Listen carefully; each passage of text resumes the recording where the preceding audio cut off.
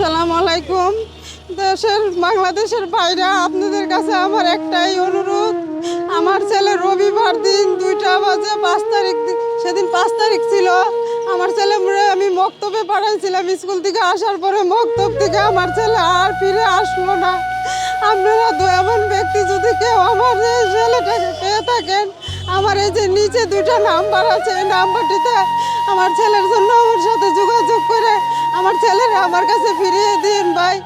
আপনাদের কাছে আমার এতটুকুই অনুরোধ।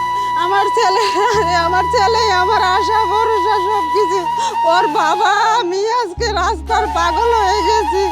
আমার এই ছেলের জন্য ওর বাবা অসুস্থ, আমার আশা ভরসা সব কিছু আমার এই সন্তান। আমার এই সন্তান ছাড়া আমার দুনিয়াটা ব্যর্থ ভাইয়া।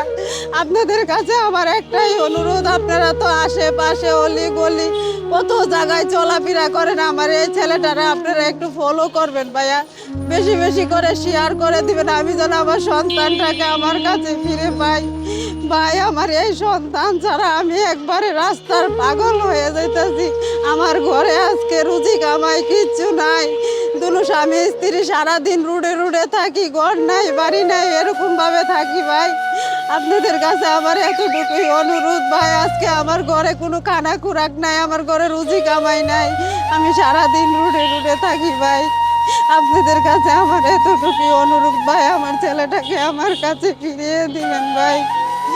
এই আমার ছেলেরে পাশের গ্রামের ছেলে এদিক এদিক নিয়ে যাইতো, একবার নিয়ে সিলেট ফালাই দিয়েছে, আর একবার নিয়ে সিলেট থেকে ঘুরাইয়া নিয়ে আসছে। পরে আমি ভাই ও পাগলের মতো খুঁজাখুঁজি করে আমার ছেলেরা আমি ধরে আনছি। রাতের 1টায় 12টায় আমার এই ছেলে বাসায় আনতো। আমার ছেলে যে মসজিদ থেকে কি নাই হয়ে গেছে না আমার ছেলে নিজে নিজে গেছে আমি কিছুই জানি না।